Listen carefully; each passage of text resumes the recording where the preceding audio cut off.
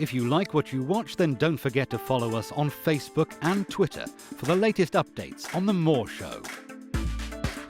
Remember to subscribe to our YouTube channel for new weekly television and radio shows.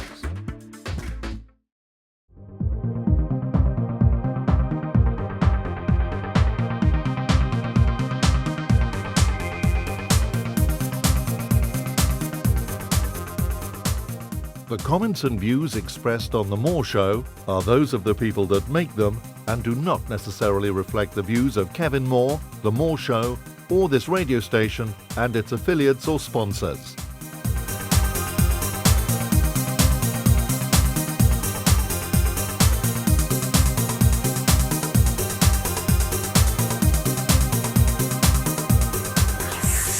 Hello and welcome to another edition of The More Show. On today's show, I'm joined with Neale Donald Walsch, where we'll discuss his series of books, Conversations with God. So stay tuned, enjoy, and I'll be right back. Mr. Show or a guest? Want to know more about The More Show and upcoming guests? Then log on to www.themoreshow.co.uk. You're listening to The More Show. And here's your host, Kevin Moore. Welcome back to the show. We're about to be joined with our guest, Neale Donald Walsch. Well, just a bit of background on Neale. He's a modern-day spiritual messenger whose words continue to touch the world in profound ways. Following high school, Neale enrolled at the University of Wisconsin, but academic life could not hold his interest, and he dropped out of college after 2 years to follow an interest in radio broadcasting. He then became a radio station program director, a newspaper reporter, and ultimately managing editor and public information officer for one of the largest United States public school systems. Neale is now the author of the renowned Conversation with God series, and with the help of his wife, Nancy Fleming-Walsch, created the Conversation with God Foundation. Neale, welcome to the show. Well, thank you, Kevin. It's lovely to be here with you, and it's really very nice for you to have invited me. Neale, where did all this start for you? Well, way back now, about 15 years ago or so, I was moving through a very, very difficult time in my life when nothing was making any sense, Kevin. My career had reached a dead end. My relationship with my significant other was falling apart. Even my health was going rapidly downhill. And I couldn't understand what was it that I didn't know about here. What was it that was making life so difficult? Why was life such a continuing struggle? What have I done to deserve that? And one morning at 4 o'clock in the morning, I woke up. It was a February morning, I recall, and I woke up on a cold midwinter morning, and I realized that I was furious. I was angry. I didn't understand what was going on in life, and I didn't want to go on anymore, to be honest with you. I was so done. So I asked God in my mind, what is it that I don't understand here about how this all works? And I found a yellow legal pad. Happened to be, I don't know what it was doing there, but lying around on the coffee table in front of the couch. And so I picked up this yellow legal pad, and there was a pen alongside of it. Apparently someone was doing some writing of a list of something or another. And I began writing a very angry letter to God. It's now 4:20 in the morning. Yeah. I'm sitting in the darkened living room, and I'm writing this very angry letter to God. What does it take to make life work? What have I done to deserve a life of such continuing struggle? Somebody tell me the rules. I'll play. Just tell me the rules. And at that point, I was furious, angry, and I remember saying in my head, if you don't tell me something that makes this more clear, I'm out of here. And I meant it. I must confess that Sure. I really meant it. I didn't want to play anymore. It was a game I didn't want to play anymore. And I really thought if I'm involved in some kind of game of the gods where, there are some superior beings someplace just toying with humanity, I just don't want to play. Okay. It was then, Kevin, that I heard a voice over my right shoulder. I heard a voice in the room as clearly as we are hearing each other's voice now, and that voice said to me, "Are you ready? Are you ready yet?" It began speaking to me. Do you really want answers to all these questions, or are you just venting? And that began an internal conversation, because that exterior, of course, I looked around, there was no one there. I thought, my God, on top of everything else, I'm going daft. But in fact, that voice, if you please, moved inside my head. It became what I call my voiceless voice, sounding like the voice of one's own thoughts. And I began having a dialogue with this voice, if you will. And I would ask a question, write a question down on the paper, and before I finished writing the question, the answer would come to me as a whole. And I began writing down the answer as if I was taking dictation. And then the answer would sponsor, in many cases, other questions, to which I would get an immediate answer, to which I would have another question. And before I knew it, I was involved in an on-paper dialogue, a conversation with God, what I wound up calling a conversation with God. That wound up producing 9 books in the Conversation with God series, 27 books in all. There are some secondary books that explain the first 9, but 9 books in that initial series, of which 6 became New York Times bestsellers. So, I mean, how do you know you wasn't hallucinating? I mean, I don't know. That's a good question. It's a very fair question, and I may very well have been hallucinating. Yeah. And I asked God the question. I put it this way to God: how do I know this is not just my imagination? Sure. To which the answer was, what if it is? What way would you have me deal with you? How would you have me present my wisdom to you? If imagination is not okay, what is?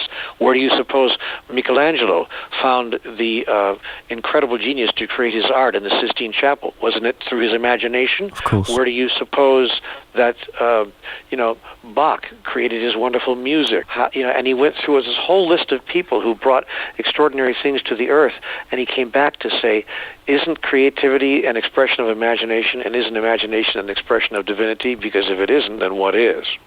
So I let go of the idea that if I was imagining it, it wasn't okay. I let go of that idea.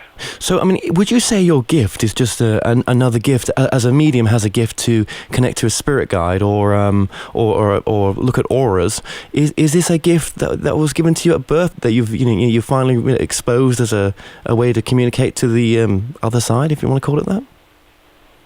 I think it is a gift that we all have. In fact, I'm convinced of it, and I've been told that every human being is born with the ability to communicate with the source of all that is, to get in touch, if you please, with their own higher wisdom, the seat of the soul, as fellow author Gary Zukav calls it.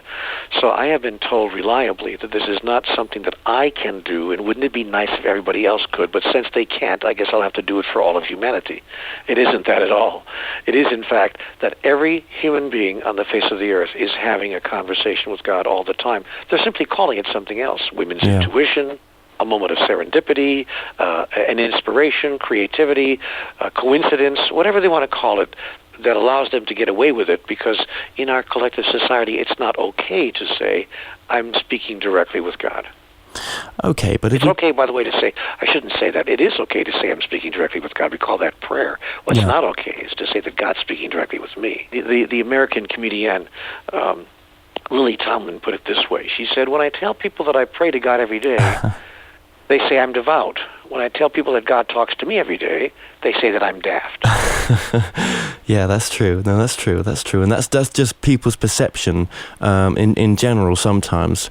But just going back to the question then, so you would say you're speaking to what you would call as God, but then what's the difference then between a medium communicating with, they call a spirit guide, and you communicating with God? I mean, is it all the same source? Yes, there is only one source, and all people can perform that process or experience that process of communication. Every person has the ability to do that, and no one person has more ability than another, although some people use more of it than another, but all of us have the self-same ability. And so I'm saying to you, yes, there is only one source. You can call it God, you can call it angels, you can call it dearly departed souls, you can call it whatever you want. I do believe that the essence of life, which we call God, has individuated itself, or if you please, has caused itself to be differentiated, not divided, but differentiated into a million, billion, gazillion different aspects of divinity. And I believe that we have the ability to communicate with every one of those aspects. So if someone were to say to me, Neal, do you think it's possible for a seer or a medium to communicate with a dearly departed soul? I would say yes, absolutely. Not only is it possible, it's been done over and over again. Okay. So we are, in essence, all from one source. If we use that term right now, I suppose we're all connected in the same way. Then, as from what you're saying, even as a drop of the ocean is part of the ocean itself, it is no less a part of the ocean because it is merely one drop. It is no less a part of the ocean. So I use that analogy a lot, and people begin to get an understanding of what I'm talking about. Yeah. Indeed, that's true. Yeah. So as much as you're God, I'm God, if you wanted to analyze it like that, we're all God. Yes, everything, in fact, in life, all physicality is an aspect of the divine. I like to say that the physical world, the physical universe, if you please, is actually God made physical. Okay, In a million gazillion different ways, and in all of its wonderful parts. Now, some people would find that very difficult to swallow, or even to accept or think of. You don't have to accept it. You don't have to think of it. If you find it difficult to swallow, then by all means don't swallow it. Stay with the belief system that is more amenable to you, with which you agree, and don't adopt my belief system for any reason whatsoever. However, look to see whether your belief system is working to produce a more harmonious world and a more pleasant and joyous life. If it is, then by all means stay with it. And for that matter, work hard to convince me of it. If it's not producing a world of peace and harmony, if it's not producing a life that is joyous and wondrous, then maybe you might want to ask a simple but profound question. Is there something I don't fully understand here about God and about life, the understanding of which would change everything? I've met people who would find it difficult to accept that they are God, and that when they do pass on, that there's nothing higher than them. Well, as I said a moment ago, if they find it difficult to accept, they should not accept. No one has to accept or embrace anything. Okay. But it's difficult when a person says, I can't say that I am God, or even a part of God. But when I ask people, the same person, would you say that you are an aspect and an expression of the divine? Often they say, yeah, I can go there. Mm-hmm. Yes, I am an expression of the divine. So we're really tinkering here with the language. It's simply a matter of semantics. I don't walk down the street and tell people I am God. I don't wear a placard or a badge on my chest that says I am God. But I do say to people, I and you and that flower over there and the night sky, all of this is an outpouring, an expression of the divine. We are, in that sense, all aspects of divinity, neither separated nor different from the whole, except in measure, even as a drop of the ocean is not separate nor different from the ocean, except in measure. That is, a drop is a drop, and the ocean is all the drops put together. Okay. Now, do you hear the voice now? Is it a voice that's always with you, or how does it work for you? Well, it works the same way it works for everyone. Everyone is having a conversation with God all the time, and we call it something else, as I mentioned a moment ago, so it works no different for me. I get a bright idea driving down the road, something occurs to me, and wow, what a great idea. And in fact, it was a good idea, and if I act on it quickly and firmly, I'm liable to turn it into a wonderful positive result as well. So my experience is the same experience as everyone else. I have moments of inspiration, moments of creativity, and those moments of insight, moments of wisdom, moments of clarity. I believe that those are all ways in which the higher part of ourselves that has a direct connection with the rest of the ocean, if you will, informs me of what the ocean itself knows about that. And so I go to that. Again, Gary Zukav, the wonderful American author, wrote a book called The Seat of the Soul, in which he suggests that the mind is capable of accessing that place within each of us of divine wisdom that he calls the seat of the soul. And I agree with that hypothesis. Okay. So, I mean, how many letters do you sort of get through a day, and how many emails, and what sort of age group as well are contacting you? The demographics are quite broad. They're all age groups from 10 to 90.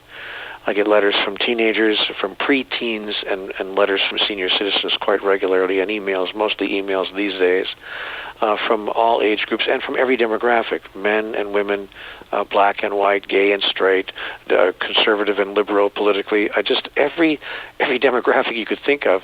This is so widespread. The books have sold 7.5 million copies. They're translated into 37 languages, and the mail and email that I get from around the world reflects a very broad demographic. It appears as if the Conversations with God material has touched all people in virtually every human category. Yeah, I believe so. I know a lot of people that have read the books, and myself, I've read all 3 books and was quite touched by them. And indeed, I do believe that I was having a conversation with God when I was actually reading the books. So it was a profound effect, I must admit. So you, just going back to the way you're communicating. I mean, you wouldn't say the writings from what I would call your higher self, would you? Yes, I would. Oh, you would? Because okay. There's no difference between my higher self and that which I call divine. If my higher self is not that which I call divine, then what is it? Okay. I've already called it my higher self. So by definition, my higher self is the part of me that is aware of and has access to the higher source of wisdom that exists in the universe at large. So I think that my higher self is another way of saying the part of me which is directly connected to that which is divine. I like to think of it in this way, Kevin. I think we have what I call the mind voice and the soul voice. I think we have 2 voices. I think we have 2 voices talking with us all the time. Our mind is chattering all the time, and I think our soul is talking with us all the time as well. We tend to listen to mind chatter a great deal more than we listen to soul chatter. We don't tend to take, because soul chatter is a little bit harder to hear. It's a little bit more difficult to access, but I think it's going on all the time. And I think there are moments in life when we just shut our mind down for a moment and we think more deeply, we think more profoundly on a particular subject. Maybe we're confronted with a major problem. Some people do this through a process called prayer. Others do it through a process called meditation. Whatever you call it, we have the ability to escape the mind momentarily from time to time and go to what I call soul voice, or to the soul space. That's the part of us that exists outside of the confinements of our mental constructions. But here's the difference, if I could explain as I experience it, Kevin. Our mental constructions are composed of all the data our mind has collected from the moments just before birth, even before birth. The mind is active collecting data about our environment and about our physical experience. And that data is fed back to us whenever we encounter new data, as we do each and every day of our life. So when we encounter data, either through any one of our 5 senses, the mind begins to compare that data with what it has collected through the years before, and it tells us all about that. This is a car, this is a street, look both ways, look left and right, etc., etc. And the mind is a brilliant, brilliant instrument. However, it has one limitation. It's limited to already collected or previously gathered data. It has that single limitation. Within the confines of that limitation, it's a marvelous instrument. The soul, on the other hand, is not limited by such constructions. The soul contains information, if you please, data, if you will, that is timeless, that is not necessarily limited by the incoming experiences that have been analyzed previously by the mind. The soul, therefore, is the part of us which is eternal. It lives forever and even forevermore. It always was, is now, and always will be. So the soul contains all the data from all the when-wheres of existence. The question is how to access that data. Well, I think people have ways of doing that, as I said. Poets have found ways of doing it. Artists have found ways of doing it. And so have ordinary people who don't do either of those 2 things. And they do it, as I said a minute ago, through prayer, through meditation, and through a variety of other means as well, listening to music, for instance, and so forth. So we come upon an interesting question. The question we come upon is, from whence cometh inspiration? Yeah. That's the question. From whence cometh creativity? Where did that come from? When we create something out of thin air, when we take a soft lead pencil and do a drawing on a piece of paper, or when an idea comes to us that solves a problem for us, or when we are inspired to do anything at all, the mind realizes that those thoughts have come from someplace else. Where is that coming from? Where is that? Where does wisdom come from? Surely not from the mind. The mind collects data, but wisdom is data applied, and that's a function of the soul. So, would you say that, or would you believe that you're being used for a tool for mankind, or mankind's benefit, or for any other end? I think we all are. Once again, every attempt to categorize me as something other than the rest of us is going to meet a dead end, because I don't see myself in that way, except to the extent that we all are. Every human being sends a message to life, about life, through the process of life itself. That is, in fact, our purpose and our function. We are gathering information about what it means to be human from, guess what? Other humans. Hello. So we're all teaching each other. We're all sending each other a message every moment of every day. Through the living of your life, we discover what it means to be human, as I do through the living of mine, and we demonstrate and show that to each other. Therefore, if you grow up in a loving environment where your family and your friends and your parents and your loved ones are all kind, gentle, and caring, guess what? You will become kind, gentle, and caring. If, on the other hand, you grow up in a different kind of environment, your actions on the days of your life will reflect that environment as well. So life is a process that informs life through the process of life itself. Neal is not here to bring a message to all mankind. All of us are bringing that message every day in everything we think, say, and do. Okay. If we understand that, we might act differently in public. What about illnesses and pain? I mean, is that something that's needed to as part of the process of life? Is it a gift? I mean, how would you class pain? Well, pain and suffering are not the same thing. Pain is pain, and suffering is a thought about it. Ask any woman who's given birth. I have been at the birth of many of my own children. I have 9 children, and I birthed 6 of them. And I know what pain is, having observed it in the mothers of those children. But no one was suffering. Suffering is a judgment that the pain we're experiencing is not okay. I recall once, about 15 or 20 years ago, I had a terrible toothache, just a terrible toothache. It was getting worse through the day. Finally, I just called a dentist, and I said, you've got to take me, you've got to get me in there, you've got to get me in your chair. Even if you stay late, I'll give you any amount of money, just because toothache pain is one of the worst pains that human beings can experience. He said, come on right in. I went in, I waited my turn. My head was then throbbing to the point where I was ready to shoot myself. And the guy put me in the chair, and he extracted the tooth. Well, it was a little bit painful for a moment, but I didn't suffer. I said, you know what? Do it, man. Just do it. Yeah. It was what I call welcome pain. So we have to understand that there are 2 kinds of pain: welcome pain and pain which is unwelcome. Pain which is unwelcome is simply pain which is not understood. That is, we don't understand why we have to endure this pain. If we understand why we have to endure it, as a mother in childbirth, for instance, yes, the pain becomes not only tolerable, but in fact acceptable. In fact, I'll go one step further. Joyous. It's what I call joyous pain. And there's not a mother who's given birth who doesn't understand exactly what I'm talking about. Yes. So pain is pain, and suffering is a judgment that we have about it. The higher one is evolved emotionally and spiritually, the less one suffers, even though the amount of pain, physical and emotional, might not differ at all. Okay. So now pain and the emotional and physical challenges of life are caused by our immersion in the physicalization of life itself. That is, we find ourselves in a binary system, and which is fascinating because we are tripart beings. So tripart beings folding themselves into a binary system are necessarily unnaturally limited, and the result of unnatural limitation is what we call physical and emotional pain.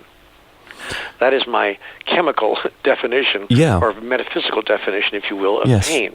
The definition of emotional and physical pain is the constricting of a tripart being into a binary system. That is, we are body, mind, and spirit, but we insist on throwing ourselves into a binary system of left and right, up and down, here and there, before and after, good and bad, male and female, and so forth, fast and slow, big and small. Everything is binary in this system of physicality. Right, okay. Unless we look at it differently, until we see that there is a third place in the system, which we have not really heretofore seriously considered. There is here and there is the space in between. There is fast and slow, and then there is that which is neither fast nor slow, but right in the middle. There is up and down, and then there is a place in the middle called I'm not going up or down, I'm stationary. And so suddenly we begin to see that we live, in fact, within the three-part system. We simply don't view it that way. The insistence on viewing a tripart system as a binary system is what causes pain. So, okay, that's a fantastic way of putting it, Neal. But then what lessons would be learned from, I don't know, the passing of a young child? Obviously, there's a lot of pain there, as such. I don't know that there's a lesson to be learned. Conversations with God has made it very clear to me that things don't occur to us in order for us to learn a lesson.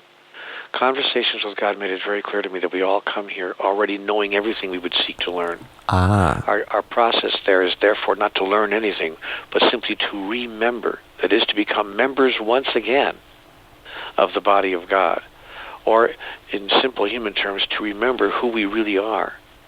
So it has been my observation and my experience that things occur to us as opportunities for us to announce and declare, express and fulfill, remember and become the next grandest version of who we really are.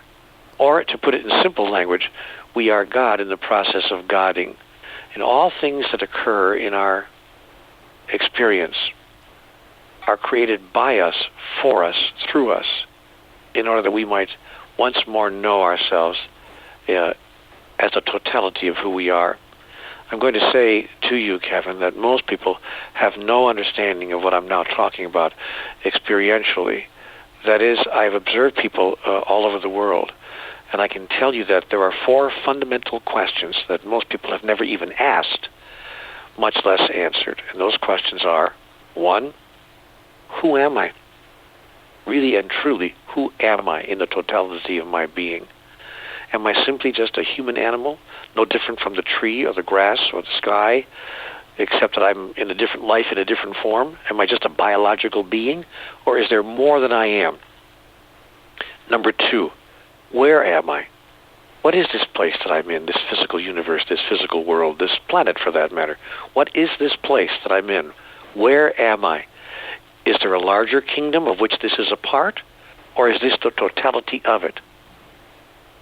Number 3, why am I where I am? Why am I in this particular physical environment? Whatever we call it, however we define it, why am I here? And number 4, what am I trying to accomplish by being here as opposed to being somewhere else? What am I doing? What am I up to? What is the essence of who I am doing here? And do you think the reason why people won't answer these questions is because they live in fear? I think people don't answer these questions because, number 1, they don't understand the questions themselves. They're caught up in day-to-day life. Person listening to this very interview might say, "Oh, this guy's daft. I got to get on with my life. I got a mortgage to pay. I got a phone bill to handle. I got work to do. I got stuff that has to happen. I got kids I have to raise. I can't get involved in esoteric crap like that." And unfortunately, it is those questions and the answers to them that create our ultimate experience of life, or our failure to answer, much less address the questions, that creates our experience of life, both individually and collectively on the earth. I'm here to suggest to you that there's more going on than meets the eye. Or as your wonderful Shakespeare put it, there are more things in heaven and earth, Horatio, than are dreamt of in your philosophy. Now, Neal, in your first book, you mentioned 3 things. 1, there's enough. 2, there's nothing you have to do. And 3, we're all one. Yes, those 3 principles of life, the foundational principles of life, if they were embraced and adopted as functioning realities and not merely esoteric conceptualizations, But if we turn them into functioning realities, that is, if we embrace them in our systems of governance, in our systems of politics, in our systems of economics, in our systems of education, and in all of our social constructions and systems, if we adopted those three simple statements, the world would change overnight. There would be no more conflict. There'd be no more war. There'd be very little death by illness or disease that we cannot control. There'd be certainly no such thing as starvation or insufficiency of any kind. Those things wouldn't exist. And when starvation, when insufficiency, when not enoughness is eliminated from the face of the earth, then anger goes with it. If you really look carefully at what people become angry enough about to create a war, it is the single aspect of insufficiency. You have more and we don't have enough. Well, of course, how can you blame some people for thinking that or for feeling that or for experiencing it when it is demonstrably true that 5% of the world's people control 95% of the world's wealth and resources? Such a system cannot hope to be self-sustaining over the long run. And by the long run, I don't mean a dozen years or even 100 years, but several thousand years. Yes. Ultimately, across the span of time, humanity and collective beings everywhere will say, excuse me, it does not work for 5% of the people to hold 95% of the world's wealth and resources. It's simply not functional. And we're so mad about it, we're so angry about it, that in fact we're going to do a thing called war. We're going to blow up buildings and we're going to create havoc wherever we can until you guys get it. Yeah. Some people are going to be a bit confused when we've mentioned there that there's nothing we have to do. What do you mean by that? I mean exactly what the statement says, and when you first read it, you really read it with the proper inflection, the right inflection. There's nothing you have to do. That is, there's nothing you're required to do, as opposed to saying there's nothing that you will do or can do or might choose to do. There's nothing you have to do. And to use an analogy, I like to think of the man who walks down the street in a busy metropolitan area, and he hears some yells for help from a deep, dark alley. And he peers into the alleyway, and he sees that two guys are hurting a third person. Maybe there's a rape going on or a robbery or some kind of a terrible thing happening. Now, there's nothing that he has to do. There's nothing you have to do in a situation like that. There is something you may choose to do, something you may want to do, or something you may choose not to do, for that matter. As we all know, the newspapers are replete with stories of people who view crimes and simply stand there aghast and do nothing about it. The newspapers are also filled with stories of heroes who step in and they say, wait a minute, excuse me, no thank you. You can't do this with me standing here. But that person did not do anything he had to do. He did something that he chose to do. And why would he choose to do such a thing? Because that's who he experiences himself to be. Because at the root of it, his action was taken almost automatically, almost without thinking. So deep within him did it rise up, his expression of himself. He understood at some very deep level that wasn't thought through, but merely responded to, that he could not possibly stand there and watch this go on and not do anything about it, even at the risk of his own life. So would you say... call such people heroes. Sure. Well, of course. So the point I'm making in the larger context of your question is, God says there's nothing you have to do, which suddenly gives us the freedom to do what we would choose to do, as opposed to a society where there are things that you have to do. You have to go to church on Sunday. You have to pray the rosary 3 times a week. You have to go to confession. You have to avoid eating pork. You have to bow 3 times to the east 5 times a day. You have to do this. You have to do that. You have to wear a burqa and not let anyone see anything but the slits of your eyes if you're a female in certain countries. You have to. But God says, no, excuse me. What if you imagine a world in which you don't have to do anything? Then what you do becomes a reflection of the true thought you have about yourself in your heart, rather than some rules that have been overlaid upon you by your society, by your religion, by your government, by your political party, or whoever else you imagine to have authority over you. We're saying here really isn't, aren't we, that there's no lessons to learn here. It's to recreate ourselves anew and to see ourselves in that next highest plane that we want to be in, that next highest position, I don't know, the next job that we'd love to do. Whatever it is it on that path, would you say? I think first we have to decide who we are. We have to decide who we are. We have to answer the 4 questions. Who am I? Yeah. Where am I? Yeah. Why am I? And what am I doing here? So, for instance, to run through that very quickly, I've decided that I am an aspect of divinity. I have decided that I am one aspect, a drop of the ocean, one aspect of divinity. That's who I am. Where am I? I am in a physical environment, a specialized environment that has been created by God itself to allow me to experience and express my divinity. Great. Why am I here? So that I can have that opportunity. So that I came here as opposed to staying over there on the other side. I came to this side of the veil in order that I might express and experience that through me as me in every single golden moment of now. Finally, the 4th question, what am I trying to accomplish? In relative terms, I am seeking to grow and to expand. By the way, anthropologists call this process evolution. It is what humanity is doing collectively through the individuated experiences of all of us. So if you wish, I am here to evolve into the next grandest expression of what I have always been. Like a tree that gets larger every day. You know, when that tree was a seedling, even before it was a seedling, when it was just a seed, it already knew everything it needed to know to become the giant sequoia that now stands outside of the national park in California, the huge redwoods of California, that have been there hundreds of years and rise hundreds of feet into the air and that are as wide at their base as a house. Yeah. And those trees didn't know anything more yesterday than they did 400 years ago when they were seeds. Everything the tree needed to know was encoded into the seed itself. The tree, therefore, is simply in the process of becoming more and more of itself. Excuse me, I've just described the process of all of life.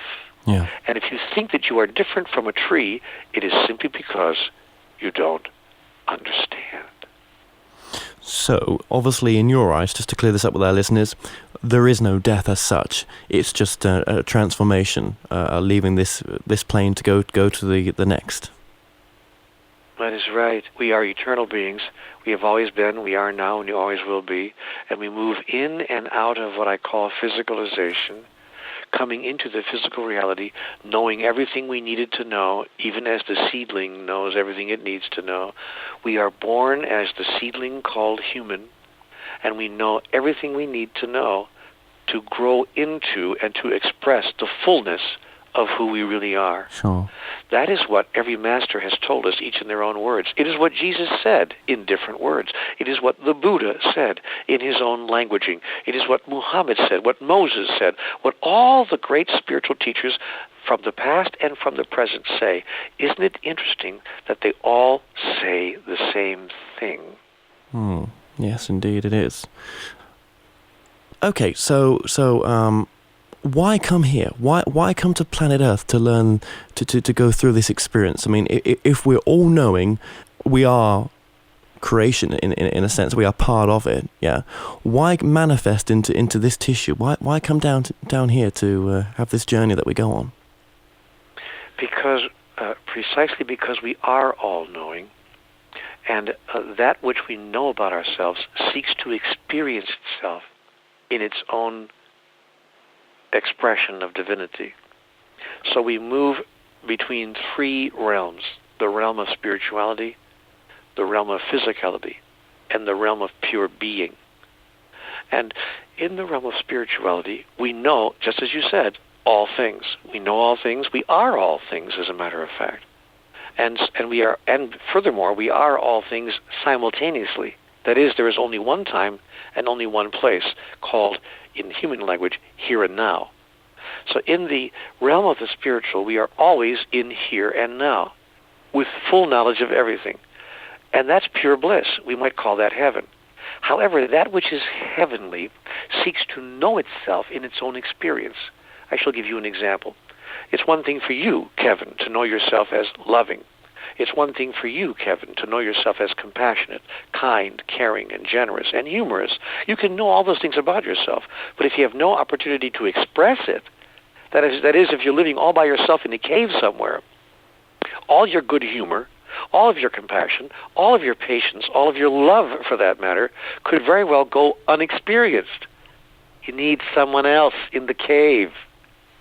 That's why we created physical life, to bring someone else into our experience, someone and something else. That is, God divided itself into a million cajillion different parts that were made relative to themselves in different degrees of divinity, so that the person called Kevin could not only know that it is love, but could experience it through the expression of it and through the knowing of that which is not love.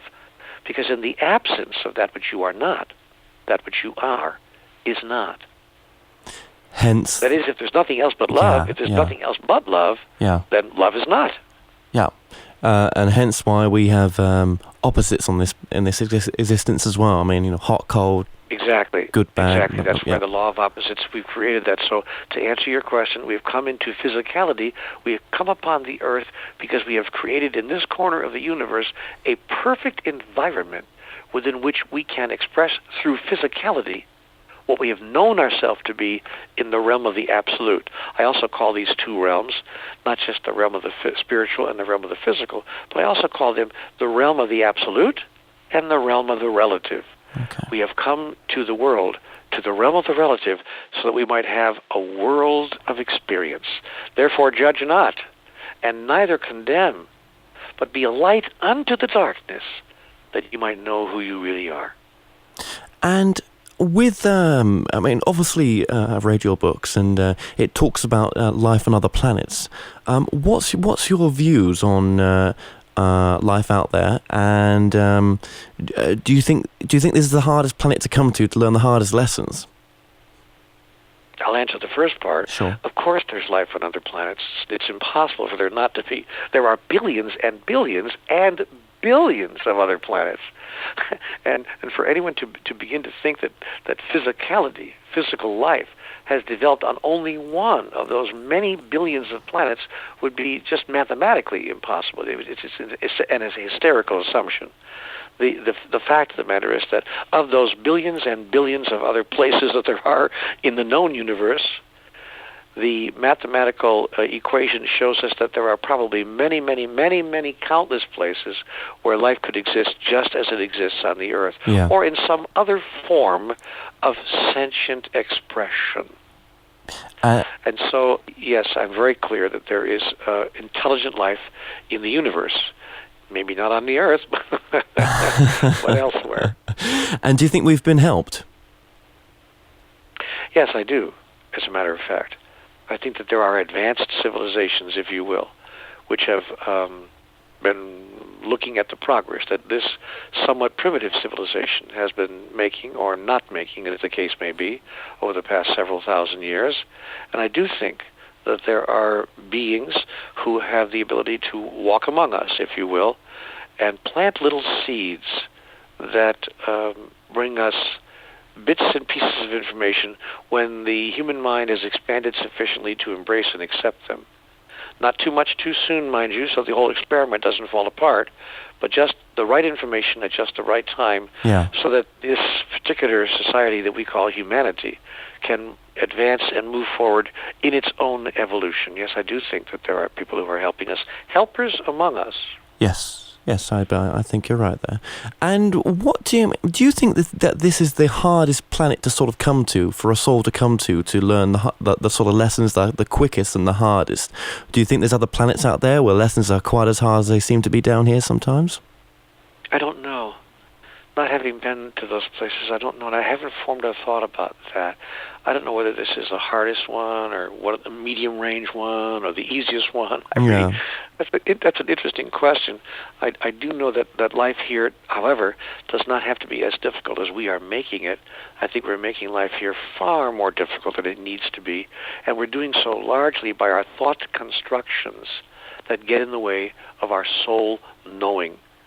And so what we need, in my view, is a new cultural story, a new idea of not only what it means to be human, but what a human is to begin with.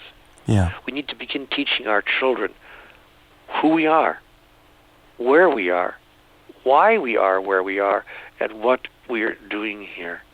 And we need to teach them the answers to those questions from a different base, from a different foundational base, not from traditional theology or, for that matter, traditional philosophy, but from a new point of view altogether, a heretofore not seriously considered idea of what it means to be human, of what life is all about, and of what this thing called divinity really is.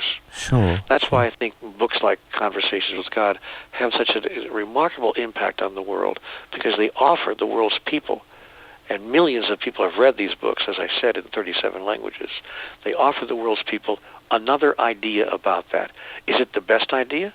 Is it the right idea? Is it the only idea? Is it the most accurate idea? I wouldn't say that. I would never make that claim. Is it another idea? An idea at least worth pondering and considering? Absolutely. Yeah, indeed. And sort of diverting here a little bit as well. I mean, people that have been hurt, or family members who have had crimes committed against them, should they not forgive those who have hurt them? And what advice would you give them if someone is listening to this that has been through a terrible time? How to forgive if they're stuck? Well, the answer to your first question, should they? I would say no. There are no shoulds in the universe, so there isn't something we should do or ought to do. Okay. The question might be more accurately phrased or more effectively phrased. Would it benefit them to forgive others? And the answer to that question would be yes, of course. Forgiveness is always beneficial and never not beneficial. There is no single incident that I can think of in the whole of human history where forgiveness has not been beneficial. Forgiveness is always beneficial to the human soul, because forgiveness is an expression of love. And the human soul is love itself personified. What I would say then to people who have undergone terrible experiences such as those you described and others is simply to invite them to step back from the experience itself and then to ask themselves a profound question. Who am I in relationship to this experience? Who are the other people who are involved in this experience in relationship to the experience itself? Why is this occurring? What has happened here? Yeah. And in the largest sense, is there a larger purpose behind all of it? Okay, and with regards to karma as well, do you believe in karma, as in what you put out there you get back? So, what's your thoughts on karma with regards to conversations with God? I'm told that there's no such thing as karma, that karma is another figment of human imagination, and that it is not true that we have to keep coming back lifetime after lifetime after lifetime, somehow paying back a karmic debt. That karmic debt does not exist. But you really asked me two questions folded into one. Yeah. That you asked me, what are my thoughts on karma? And then you asked me, do people experience the outcomes of what they do? The answer to the second question is, of course, what goes around comes around. So what you send out comes back to you inevitably, not because of some karmic system, but because of a much larger system of cause and effect in the universe. And that system must necessarily produce your experience of everything that you send out. I mean, if you're unkind, someone is ultimately going to be unkind to you. If you're not loving, someone else will be not loving to you. Yes, what goes around comes around for a profoundly simple reason. There's no one else here but you. Ultimately, you're the only one that is. Right, so, of course, what you do to another, you do to yourself, because there's no one else in the room. The mistake that human beings make is imagining that there's someone else. This is not a mistake that God makes. Do you believe as well that souls, when they come down here, choose ahead of time major events that will happen in their life? Or no, we have total free will? No, I do not believe that souls choose the events that will happen in their lives. I think that souls are like an artist with a palette. I think that the artist puts the colors on the palette, but he does not decide ahead of time how he's going to use the brush on the canvas, and precisely with each stroke and every single line what the painting is going to look like. Rather, the artist takes the colors from the palette, applies it to the canvas in such a way that the picture produces itself even as the artist goes along. And in fact, artists can change their mind in the middle of a painting, and often do, and out comes something other than what they had originally conceived. That is, in fact, the nature of art. I think that life, therefore, is the greatest art of all. I think that the soul does give itself the colors for its palette, but it does not say what kind of picture it's going to create. Rather, it uses physicality to present a process by which the picture emerges through the process of life itself. So I haven't decided years and years and years ago, or before I came down here, that you and I would have this telephone conversation today. No. I didn't sit up there, before I was born going, you know what, I think I'll have a guy named Kevin from the UK give me a call in the middle of April of 2002. Yeah, that's a good idea. Yeah, that's what I'll do. Yeah. Then I'll be able to get my ideas out. No, see, I didn't do that. Sure. What I did do was say, I'm going to give Neal, the human being, the palette color called communication. I'm going to give him, in human terms, the talent to communicate thoughts and ideas. That'll be one of his colors on his palette. He has that talent. What he does with it when he gets there is his business. And so we have contrived the person called Kevin and the person called Neal to be on this interview today together. And that contrivance is the result of the creations that we produce in our life, moment to moment, day to day, hour to hour.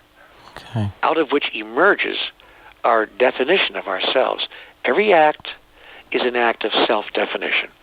I do have one final question, though, Neal, because we're coming up to the end of the hour here. That is, with what's going on in the financial system right now, okay, do you have any knowledge, maybe, of the eventual outcome of the changing balances between the poors and the have-nots and the sort of controlling elite of the world with regards to the collapse of the financial system? Where is this going? Where do you see it going? I wouldn't pretend to have a prognostication with regard to that. Nor, for that matter, in the financial sense, do I care. Mm. I think that in the larger sense, humanity is recreating itself. I think that we are redefining who we are through the redefinition of our goals, our objectives, and our values. And I think that what's going to happen here in the next 10 years is that we are going to recreate our system of human values and move away from a system that was destined from the beginning to be non-sustainable because it was based on a very shaky foundation. The foundation of the old system was bigger, better, more. Bigger, better, more. Bigger, better, more. And that system was never a sustainable system to begin with. The greatest joy, the greatest happiness, the greatest inner peace, the greatest sense of fulfillment in life, in fact, does not come from bigger, better, more. Bigger stuff, better stuff, more stuff. It does not come from that at all. It comes from the place within us that we call in human language love. And love has nothing to do with how big it is, the car you drive, or the house in which you live. I would conclude with an experience that I had 20 years ago. I had the opportunity 2 decades ago to visit many, many places on the continent of Africa. This was in the 70s. Now I guess it's 30 years ago now that I think about it. And I went all over the continent of Africa as part of the work that I was then doing. I saw people. I saw entire communities, civilization. I saw a whole strata of life, if you will, that was much different from the life that I knew here in the United States of America. I saw people who, by my measure, had very little. They were below poverty. I wouldn't even describe it as poverty level, way below poverty level, wearing very little, living in mud huts in some cases, or little adobe dwellings with the one source of electricity for the entire house. There's no point in going into the description. It was far, far different from anything I'd ever experienced in my life. And when I walked into those environments in places like Ouagadougou in Upper Volta, which no longer exists as a country, I think it's now called Burkina Faso. Yeah. But when I went into Upper Volta and into Ouagadougou and saw this, my first thought was, oh my, oh, these poor people. Wow, you mean people actually live this way? But that was before I spent a few minutes with them. Here's what I discovered. They were the happiest, in some cases most carefree, most joy-filled, and most loving human beings I had met in the entirety of my life. Dancing in circles with their family and friends every night, celebrating humanity and being human in every way you could imagine. Yeah. Their sexuality was openly expressed. Their love for each other was openly shared. Nobody stole things from each other. There were no such thing as rapes and violence in some of those villages. I'm not saying it didn't appear anywhere. I'm saying that it was far, far, far less than anything I saw in New York City. Higher degree of happiness and a lower level of crime and violence. And I walked away from that experience and I said, wait a minute. What do these people know that I don't know? Oh, I see. It's not about the penthouse apartment. It's not about the Rolls Royce sitting in the driveway. It's not about the watch on my wrist and how many diamonds there are on my finger. It's not about how much stock I own or how high up in the company I rise. It's not about any of that. It's about looking across the room at my family and my friends and my neighbors and those around me and simply loving them and loving life. Yeah, we've not got it quite right, have we yet? Unfortunately, but it's a process, though, isn't it? The financial meltdown is the process by which we are readjusting. Yeah. Well, to the awareness that is now occurring to more of us. Yeah. That's what's happening as humanity continues to evolve in the next grandest version of itself. Yeah. Okay, Neal. Well, I want to thank you so much for joining us, and I'd welcome you back in the future. Thank you very much.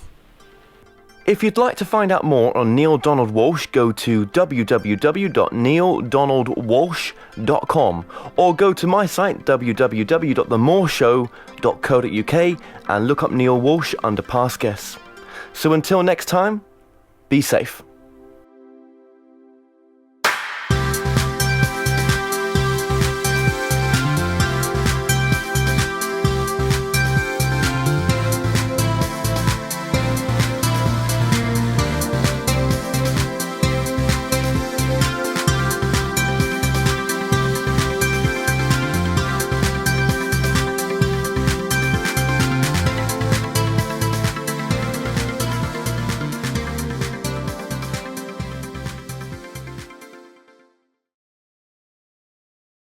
Visit themoreshow.co.uk/shop to purchase products and services from your favourite past guests.